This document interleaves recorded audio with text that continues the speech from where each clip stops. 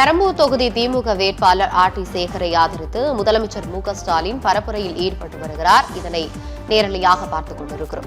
தாவேக தலைவர் விஜய் போட்டியில் முதலமைச்சர் மு.க.ஸ்டாலின் பரப்புரை. தாவேக தலைவர் விஜய் போட்டியிடும் தொகுதியில் முதலமைச்சர் மு.க.ஸ்டாலின் வேட்பாளரை ஆதரித்து பரப்புரை மேற்கொண்டு வருகிறார். சென்னை வியாசார்பாடி அருகே விஜய் போட்டியிடும் பெரம்பூரில் ஸ்டாலின் பரப்புரை மேற்கொண்டு வருகிறார். வேட்பாளரை ஆதரித்து முதலமைச்சர் மு.க.ஸ்டாலின் வாக்கு சேகரித்து வருகிறார். இதனை நேரலையாக பார்த்து வருகிறோம். மேலும் உங்கள் வீட்டு பிள்ளை வேண்டுமா, எங்கோ இருந்து வந்தவர் வேண்டுமா என்றும் தாவேக தலைவர் விஜயை மறைமுகமாக சாடி வாக்கு சேகரித்து வருகிறார். ஏன்னா மக்களால் தேர்ந்தெடுக்கப்பட்ட மேயர் தான். ஆக அந்த பாலங்கள் கட்டின காரணத்தினால்தான் இன்னைக்கு ஓரளவுக்கு போக்குவரத்து ஓரளவுக்கு இன்னும் இருக்கு. அதுக்காக தான் இப்போ நம்ம ஆட்சிக்கு வந்து இந்த 5 வருஷத்தில் ஏற்கனவே இருந்த 5 வருஷத்தில் திராவிட மாடல் ஆட்சி வந்த பிறகு நான் முதலமைச்சராக வந்த பிறகு இப்போ மாநகராட்சி சார்பில் ஏறக்குறைய 19 மேல் பாலங்களை கட்டியிருக்கிறோம். புதுசாக கட்டியிருக்கிறோம். சிறு பாலங்கள் கட்டியிருக்கிறோம். இன்னும் பல பாலங்களை கட்டிக்கிட்டு இருக்கிறோம். மெட்ரோ ரயில் திட்டத்தை கொண்டு வந்திருக்கிறோம்.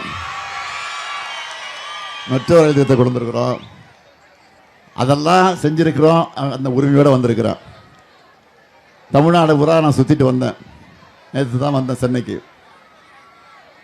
வந்த உடனே இன்னைக்கு உங்களை சந்திக்க வந்திருக்கிறேன். நேற்றைக்கு தென் சென்னை பகுதிக்கு போனேன்.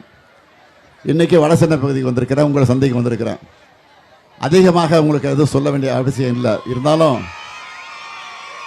நான் உங்களை கேட்டுக்கு வருவது, உங்களோடு இருந்து உங்களுக்காக பணியாற்றுகிற உங்கள் வீட்டு ஊழியனாக, உங்களுடைய தொண்டனாக, உங்கள் வீட்டு பிள்ளையாக இருந்து பணியாற்றுகிற ஒருவன் வேணுமா?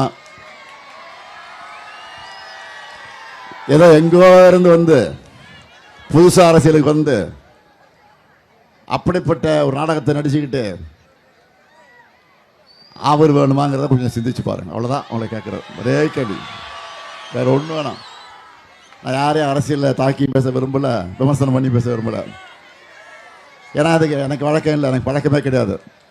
நான் யாரையும் எதிர்த்து மரியாதை இல்லாமல் தரக்குறைவாக பேசுகிற வழக்கம் எனக்கு கிடையாது. அதனால் நான் உங்களையெல்லாம் அன்போடு கேட்டுக்கிறேன். ஏற்கனவே மேயராக இருந்து நான் ஆற்றிய பணிகள் உங்களுக்கு தெரியும். இப்போ முதலமைச்சராக பொறுப்பேற்று இந்த 5 வருஷமாக ஆற்றியிருக்கக்கூடிய பணிகள்லாம் உங்களுக்கு நல்லா தெரியும். தேர்தல் நேரத்தில் அறிவித்த திட்டங்கள் எல்லாம், சாதனைகள்லாம் ஏறக்குறைய ஒரு 90% பணிகள் நம்ம முடிச்சிருக்கிறோம். இன்னொரு 10% பணி இருக்குது. நான் இல்லைன்னு மறுக்கலை. அதுக்கு என்ன காரணம்னா, ஒன்றிய அரசு நிதி கொடுக்க மறுக்குது. ஒன்றிய அரசு பர்மிஷன் கொடுக்க மறுக்குது. இப்போ மெட்ரோ திட்டத்தை பாருங்கள், பாதியிலே நிற்கிது. முக்கால்வாசி முடிஞ்சிடுச்சு, இன்னும் கொஞ்சம் இருக்குது. அதுக்கு நிதி கொடுக்க மாட்டேங்கிறாங்க. நம்ம வீட்டு பிள்ளைங்க படிக்கிறதுக்கு ஒன்றிய அரசு கொடுக்க வேண்டிய நிதி, அதை கொடுக்க மறுக்கிறாங்க. என்னன்னு கேட்டால், இந்தியை படிக்கணுமா, மும்மொழி திட்டத்தை ஏற்றுக்கணுமா அப்படின்னு கட்டாயப்படுத்துகிறாங்க. நான் சொல்லிட்டேன், நீ 4000 இல்லை 10,000மே கொடுக்குறதுனால நாங்கள் இந்தியை ஏற்றுக்க மாட்டோம், எங்களுக்கு இருமொழி தான் சொல்லிட்டோம். ஆக இப்படியே ஒரு கொடுமை நடந்துக்கிட்டு இருக்கு ஒரு பக்கத்தில். ஆக அதை தான் நான் உங்களிடத்தில் கேட்டுக்க விரும்புகிறது. தேர்தல் நேரத்தில் சொன்னோம். என்னென்ன சொன்னோம்? இப்போ தேர்தல் அறிக்கையிலே சொல்லியிருக்கிறோம். என்னன்னா, கலைஞர் மகளிர் உரிமை தொகை எவ்வளவு? 1000 ரூபா. மாதம் 15ஆம் தேதி வந்துடுதா இல்லையா? பேங்க்குக்கு கரெக்டாக வருதுல்ல? 15 வந்துடுது. இப்போ மறுபடியும் ஆட்சிக்கு வந்தால் அதை உயர்த்தி கொடுக்க போகிறேன்னு சொல்லியிருக்கேன். தெரியுமா எவ்வளோ? 2000. அதே மாதிரி புதுமை பெண் திட்டம், தமிழ் புதல்வன் திட்டம்.